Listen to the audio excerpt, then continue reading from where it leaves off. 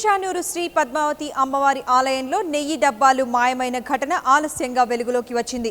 3 నెలలుగా దశల వారీగా నెయ్యి బయటకు వెళ్ళింది.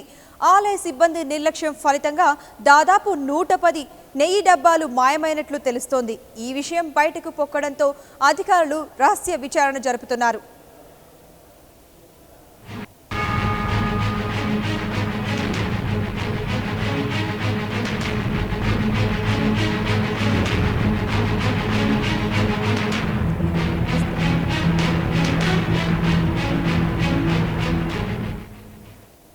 దీనిపై మరింత సమాచారాన్ని మా ప్రతినిధి రామరెడ్డి లైవ్ లో అందిస్తారు. గుడ్ మార్నింగ్ రామరెడ్డి, చెప్పండి, ఆలయంలో నెయ్యి డబ్బాల మాయంపై మీ దగ్గర ఉన్న సమాచారం ఏంటి?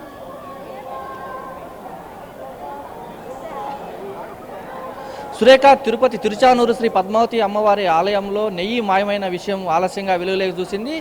అయితే గత 3 నెలల నుంచి కూడా సుమారుగా 10 లక్షల విలువైనటువంటి నెయ్యి డబ్బాలు మాయమైనట్లు కూడా ఈ మధ్య నిన్నటినే వెలుగులోకి వచ్చింది. అయితే దీనిపైన అధికారులు ఇంతవరకు కూడా స్పందించలేదు. అయితే గత కొన్ని రోజుల నుంచి కూడా మామూలుగా ఇక్కడ ఒక స్వామివారి ప్రసాదాలకు అమ్మవారి ప్రసాదాలు తయారు చేసేందుకు కూడా నెయ్యి తిరుమల తిరుపతి దేవస్థానానికి సంబంధించినటువంటి మార్కెట్ దగ్గర నుంచి కూడా ఇక్కడికి వస్తుంది. అయితే ఇక్కడ 15 రోజులకు ఒకసారి కూడా స్టాక్ నిలబెట్టుకుంటారు. ఇక్కడ ఉన్నటువంటి స్టాక్ నుంచి కూడా అమ్మవారి ప్రసాదాల తయారీకి నిత్యం ప్రతిరోజు ప్రసాదాల తయారీకి వాడేందుకు కూడా నెయ్యి తీసుకొస్తుంటారు. నెయ్యితో పాటు కూడా వివిధ రకాల వస్తువులు కూడా తీసుకొని వస్తుంటారు. ఈ నేపథ్యంలోనే కూడా సుమారు 110 డబ్బాల నెయ్యి ఇక్కడ ఉన్నటువంటి అధికారులు, ఇక్కడ ఉన్నటువంటి సిబ్బంది చేతివాటం చూపి మాయం చేశారు.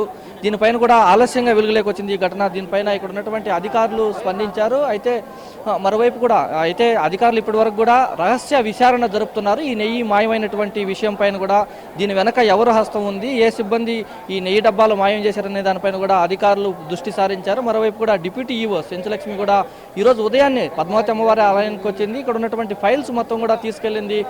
మరోవైపు కూడా అంటే ప్రతిరోజు అమ్మవారి ప్రసాదాలు తయారు చేసేందుకు ఉపయోగించేటటువంటి నెయ్యి ఏమి వస్తువులు తీసుకొస్తున్నారనే దానిపైన అన్నీ కూడా రికార్డులు ఉండాలి. ఆ రికార్డుల ప్రకారం కూడా ప్రతిరోజు కూడా నమోదు చేసి ఉండాలి. అయితే రికార్డులలో ఒక రకంగా నమోదు చేసి మరోవైపు కూడా ఇక్కడ పోర్ట్ నుంచి ఇక్కడ నెయ్యి తీసుకొని వచ్చి ఇక్కడ ఎక్కడైతే ప్రసాదాలు తయారు చేస్తారో తయారు చేసే కాడి నుంచి అక్కడికి ఈ మధ్యలోనే నెయ్యి మాయం చేసినట్లు కూడా ఇక్కడ ఉన్నటువంటి సిబ్బంది మాయం చేసినట్లు కూడా తెలుస్తుంది. దీనిపైన కూడా అధికారులు స్పందిస్తున్నారు. మొత్తం కూడా ఈ వ్యవహారం మొత్తం కూడా అంటే గత 3 నెలల నుంచి కూడా జరుగుతున్నప్పటికీ కూడా దీనిపైన ఎవరికీ తెలియకుండా ఈ వ్యవహారం ఇలాగే జరుగుతూ వచ్చింది. అయితే ఈ నేపథ్యంలోనే అధికారులు స్పందించారు. దీనిపైన పూర్తి విచారణ చేస్తున్నారు. మరోవైపు కూడా ఈ యొక్క నెయ్యి మాయమైనటువంటి సంఘటన పైన ఏ సిబ్బంది హస్తం ఉందో, ఎవరెవరు ఈ విషయంలో ఈ ఘటనకి పాల్పడారనే దానిపైన కూడా పూర్తి వివరాలు సేకరిస్తున్నారు. దీనిపైన ఎవరైతే హస్తం ఉంటే వారిని కూడా ఖచ్చితంగా విధుల నుంచి బహిష్కరిస్తామని చెప్పేసి కూడా డిప్యూటీ ఈవో సెంచులక్ష్మి తెలియజేస్తే, అయితే మరోవైపు కూడా ఇక్కడ ఈ విధంగా ఇక్కడ ఉన్నటువంటి సిబ్బంది ఇలాగే ఇటువంటి సంఘటనలకు పాల్పడడం పైన కూడా ఇక్కడ ఉన్నటువంటి భక్తులు మనోభావాలు తీవ్రంగా దెబ్బతింటున్నాయని చెప్పుకోవచ్చు. ఎందుకంటే ఇక్కడికి దేశ నలుమూలల నుంచి కూడా అనేక మంది భక్తులు వస్తూ ఉంటారు. ఇటువంటి నేపథ్యంలో ఇక్కడ ఉన్నటువంటి సిబ్బంది ఇలాంటి ఘటనలకు పాల్పడము ఇక్కడ ఉన్నటువంటి భక్తుల మనోభావాలను కూడా తీవ్రంగా కలిసివేస్తుందని చెప్పుకోవచ్చు. ఎందుకంటే భక్తులు ఇక్కడ సిబ్బంది పనిచేసేటటువంటి సిబ్బందే ఈ విధంగా ఇలాంటి ఘటనలకు పాల్పడటం పైన కూడా ఇక్కడ భక్తులు తీవ్రంగా మండిపడుతున్నారు. దీనిపైన కూడా ఆలయ అధికారులు స్పందించారు. అయితే ఈ నెయ్యి మాయమైనటువంటి విషయం పైన కూడా ఎవరు ఉన్నారు, దీనికి సంబంధించి ఎవరెవరు హస్తం ఉందనే దానిపైన కూడా పూర్తి వివరాలు కూడా సేకరిస్తున్నారు. ఇప్పుడే డిప్యూటీ ఈవో కూడా సెంచులక్ష్మి వెళ్తుంది. దానిపైన కూడా పూర్తి విచారణ చేస్తున్నారు.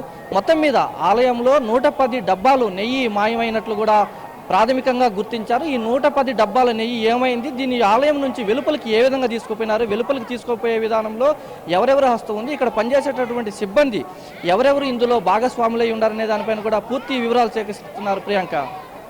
Right, thank you Ramireddy.